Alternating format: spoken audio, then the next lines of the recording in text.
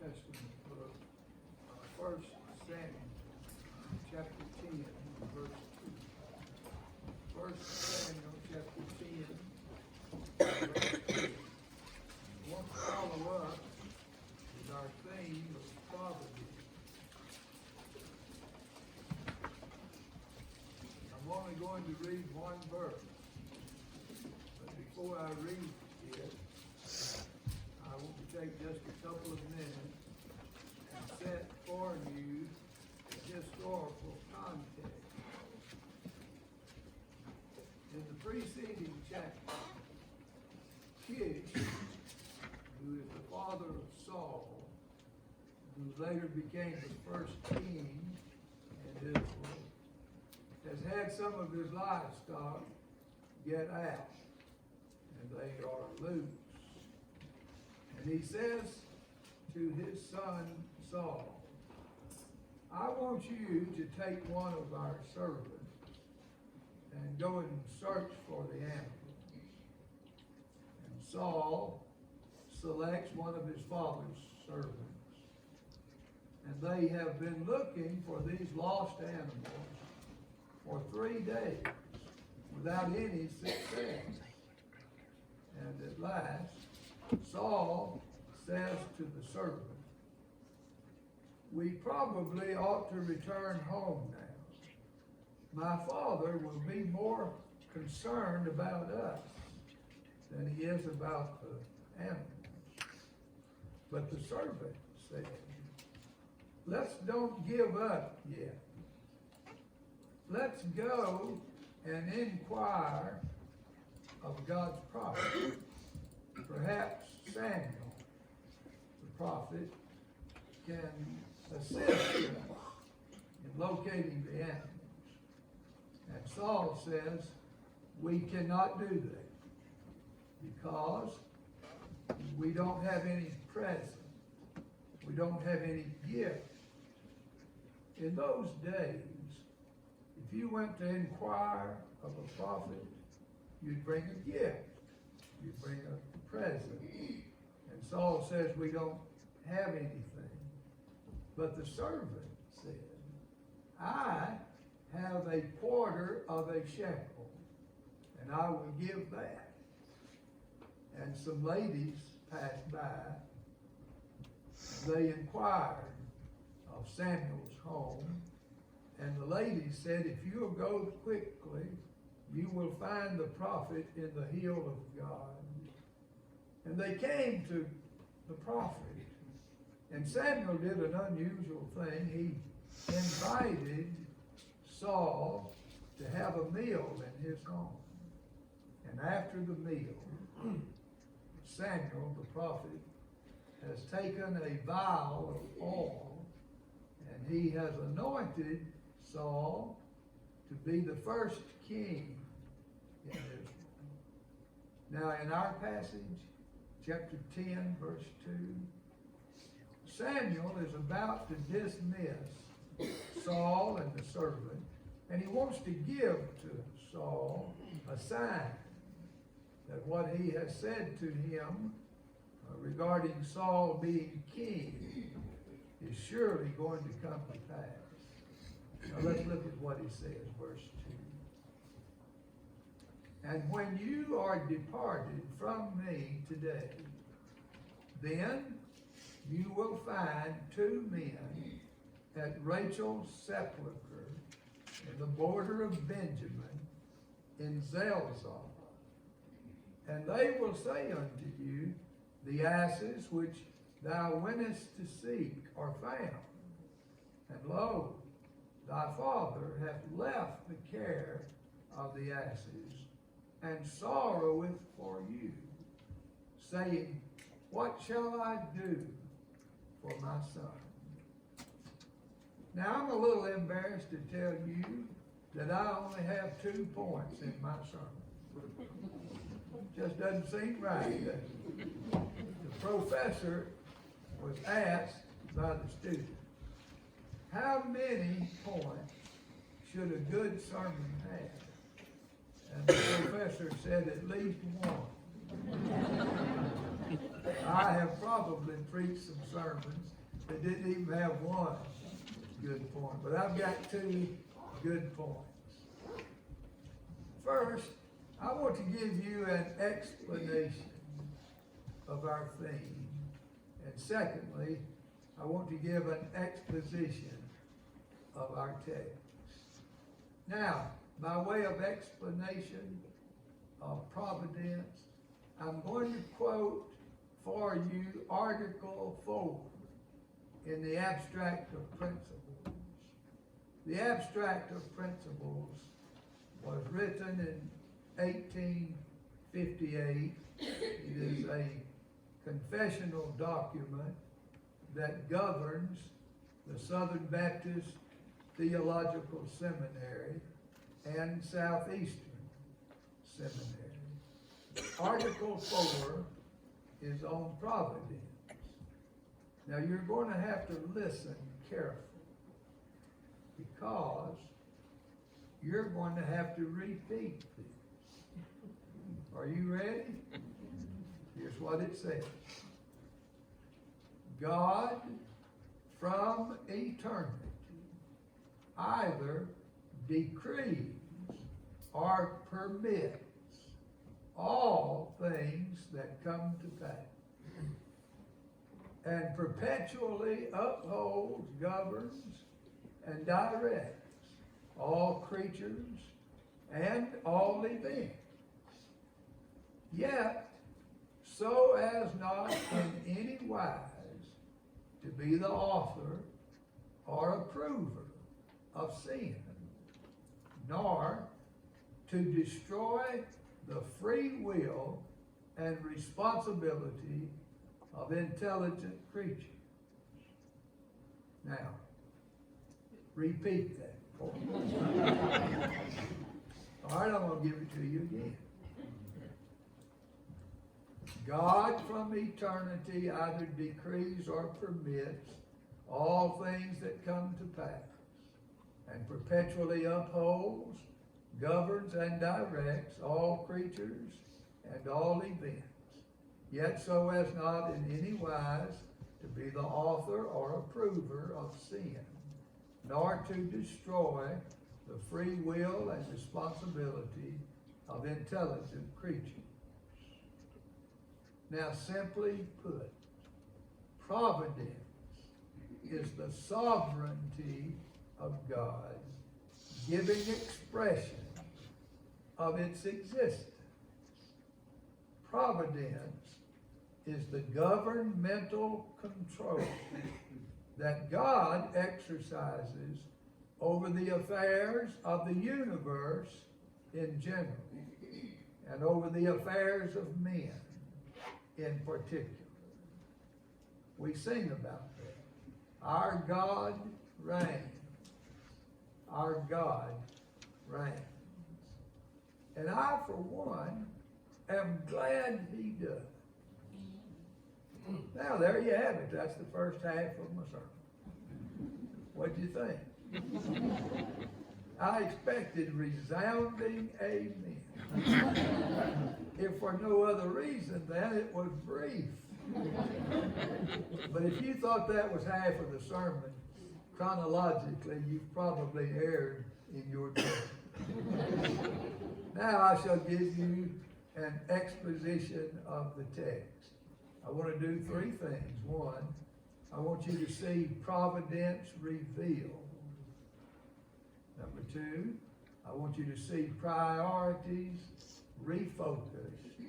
And number three, I'm going to give some personal references.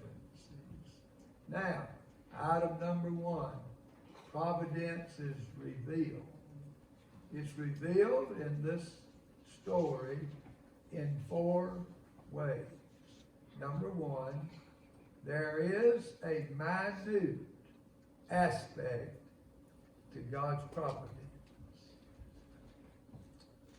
Would you have ever dreamed that God, he that sitteth upon the circle of the earth, would have been personally involved in these donkeys getting there?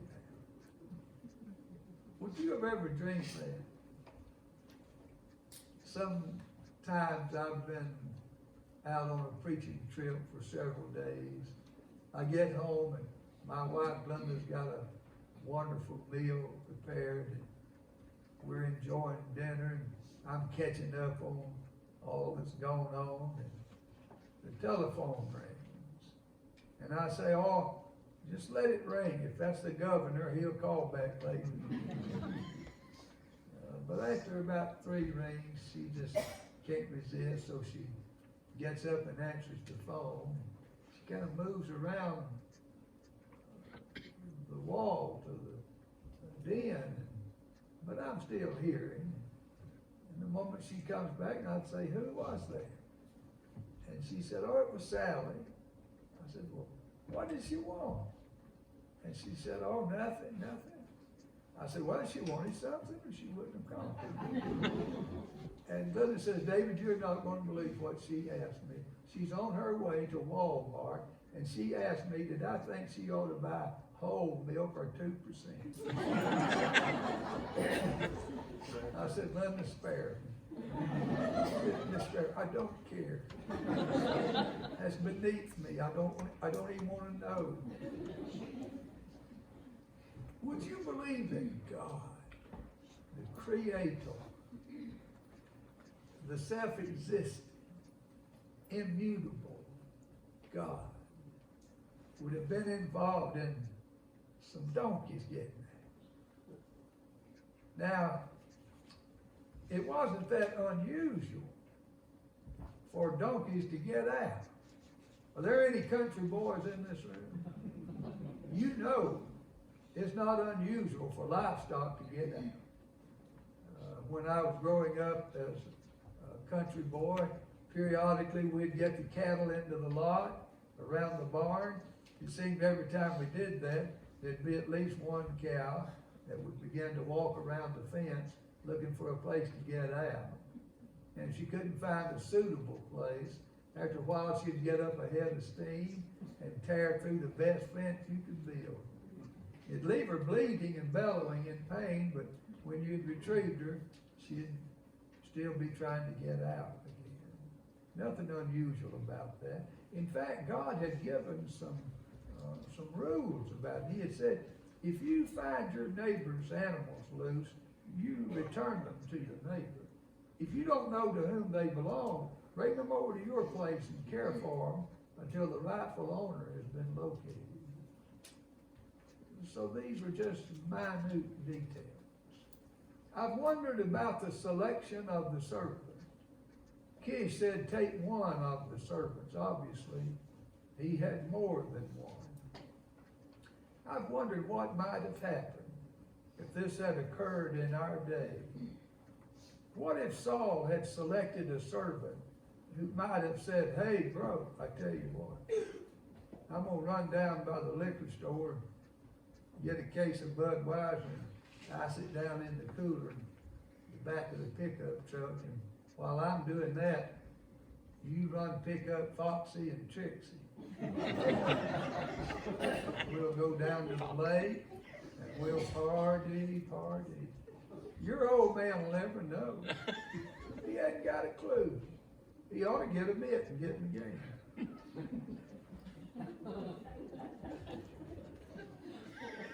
Have you ever tried to calculate the negative impact that an ungodly friend or associate could have on your sons and daughters? Have you? I like this servant. His perception was sharp, and his priorities were straight. You want that kind of friends to surround your sons and daughters. Their perception is sharp, and their priorities are straight. It was the servant who said, let's don't give up yet. Let's go and inquire of God's prophet.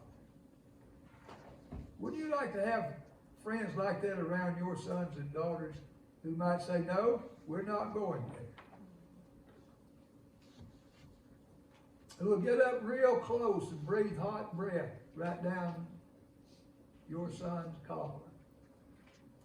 You say, no, I'll call your dad. I will. I will run the risk of losing your friendship rather than see you lose your testimony for Jesus. I like this, sir. Would you like to have folks like that around your sons and daughters who will say, let's go talk to the preacher about this first? And when Saul said, we can't go, we don't have a present, it was the servant who said, I've got a quarter of a shekel and I'll give that. He might have said, are you kidding me? Do I look like I rode in here on a turnip truck? You think I'm going to give my hard-earned money to that Jake-legged preacher? But he had more wherewithal than the servant, than the son. He evidently attended a David Miller seminar on personal finance. Number one, work hard. My mom and dad divorced when I was 5 years old. I went to the cotton field and followed my mom up and down the cotton rows all day long. Work hard. I tell you, if I get around another Baptist staff person whining because they had to work 41 hours last week, I'm going to jack his jaw. That just aggravates the tar out of it. Work hard. Number two, honor God with your substance. Number three, don't buy everything you can buy on the credit. And number four, don't spend all you make. You might need to give a quarter of a shekel. Y'all getting any of this? Do you know what I might do if I got to thinking you weren't getting this? Well, I'd stop. And I'd go back and repeat every single word. You can't fire me.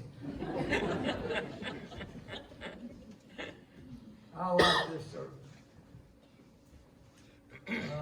A minute detail to providence. Don't just look for providence in the big things. Number two, there's a magnum aspect of providence. In this story, God is orchestrating circumstances and eventualities to bring Saul to the throne as the first king in Israel. He's moving them from the monarchy, pardon me, from the judges to the monarchy. Did you know God does that sort of thing? Don't be too uptight about the elections.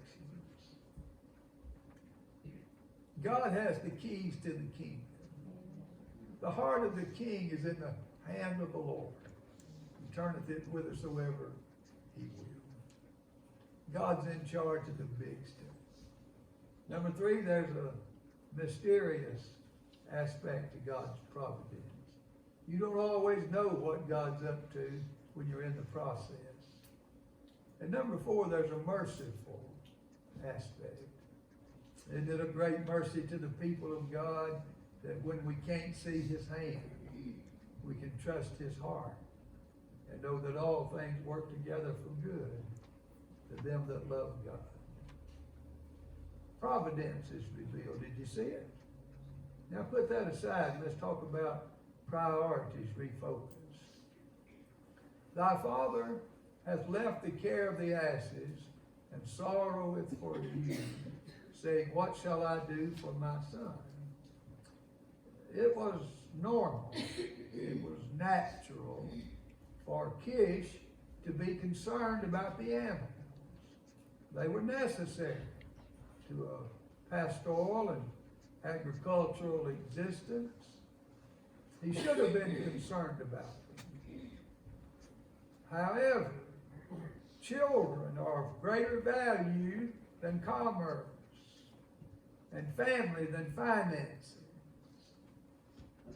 And posterity is greater than prosperity.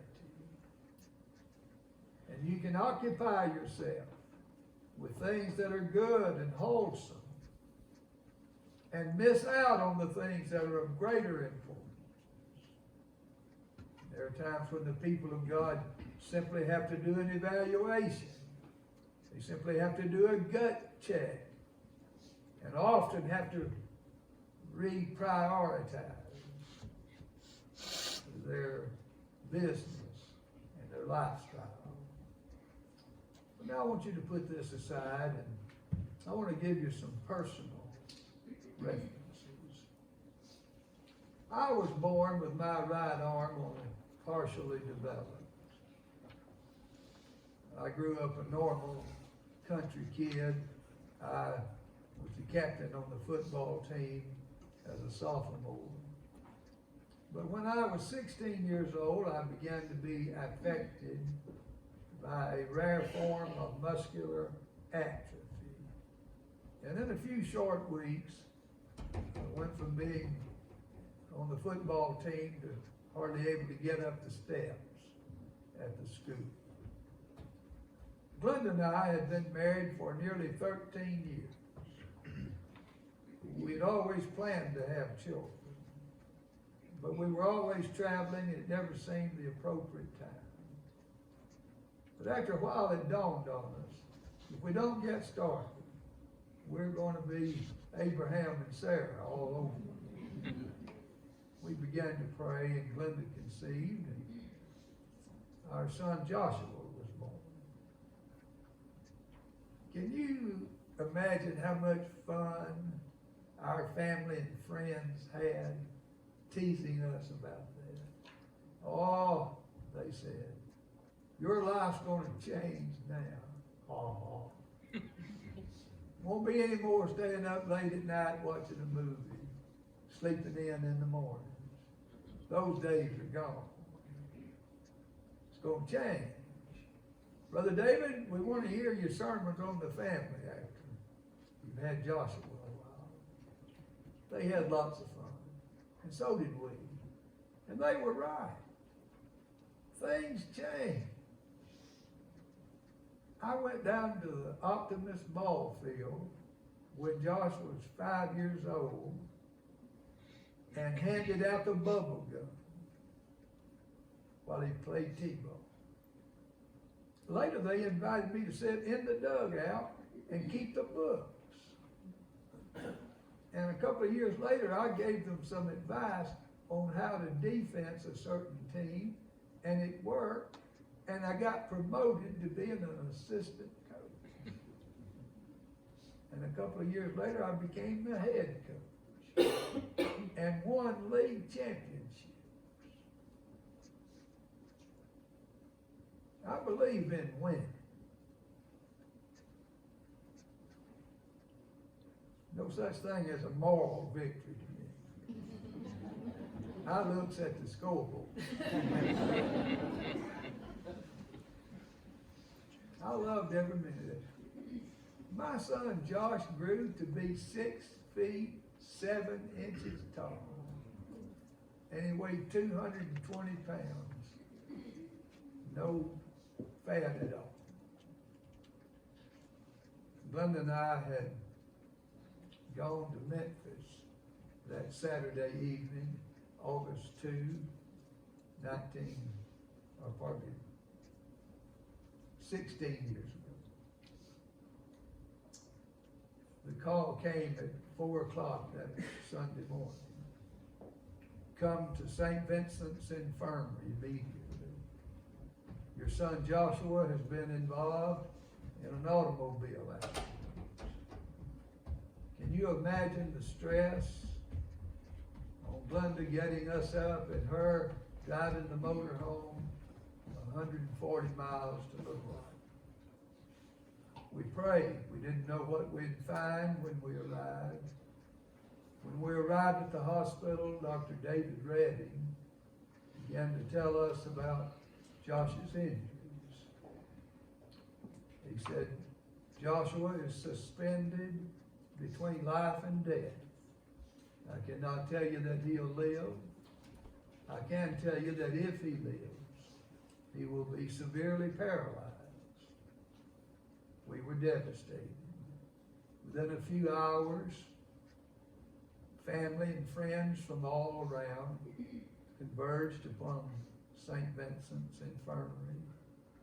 And together we cried out to God, and we talked about it, and we wrestled with these great questions. How can this be? How can these things happen? So many, so rare to one family. But then we came to the conclusion that the only way you can believe in providence is to believe in it all the time.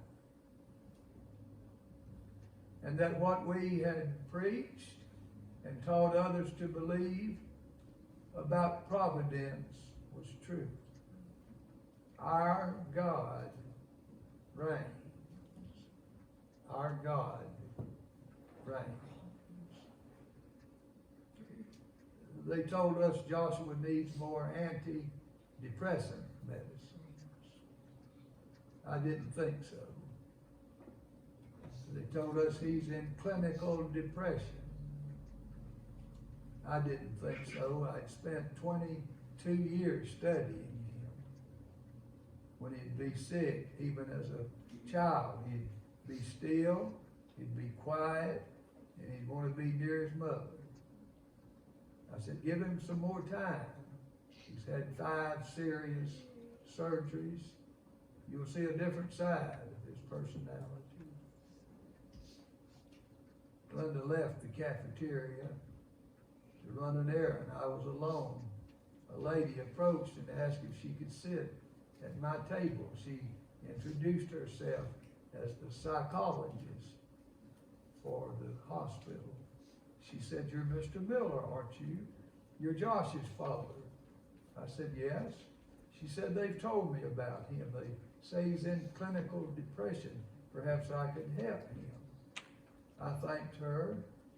I said, ma'am, I'm a country preacher and I have a natural aversion to psychology and psychiatry, but I don't want to be foolish, and if Josh should need these kinds of treatments, I'd want him to have the best. Don't be offended, but may I inquire of your education and your worldview? She began to tell me, and after a while I interrupted her.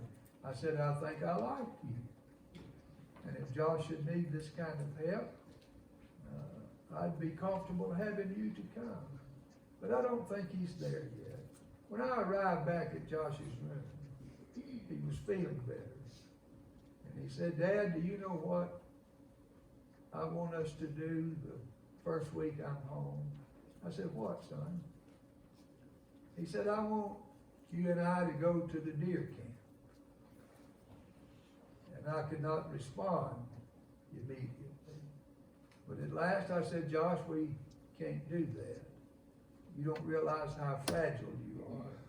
Over 5 months, Josh lost 100 pounds. He's 6'7" now, and he weighs 120 pounds.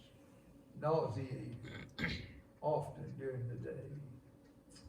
I said, we're not in a sprint, we're in a marathon. It'll take months and months for you to gain enough strength to do that. But he argued, which I took as a good sign. He said, oh, Dad, we can do it. We can do it. I said, okay, we'll go. But in our small cabin at the deer camp, we only have 1 bed and 1 loft. Which one of us is going to stay in the loft? And he grinned really big. He said, oh, that won't be a problem. You and I can sleep in the same bed. We'll lay up there like 2 mummies. I told his mom, you go get that psychologist.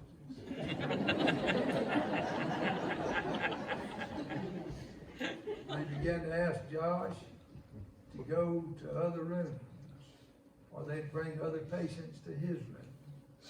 Doctors and nurses began to ask his advice on how to deal with other patients. And he hadn't been depressed. And do you know what Providence did? When Josh got home and got strong enough, we came up with an apparatus to allow him to deer hunt. And he went on his first hunt in our backyard. And when $4 approached, he waited till the big 9-point was broadside, and he pulled the trigger on the crossbow, and it passed through the kill zone and hit a big 8-point. And he killed 2 with 1 shot. And I've had to endure a lot of trash talks.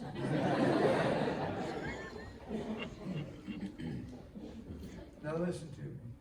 If all our family could do was weep and mourn what had happened in our lives, we very well would need more antidepressant medicines. But I want to tell you, beloved, it's a great mercy to the people of God when you can rest in Him who doeth all things well, whether we understand it or not. It's a great mercy to rest in the sovereign providence of God. Now you may be in the room today and you don't understand the circumstances that surround you.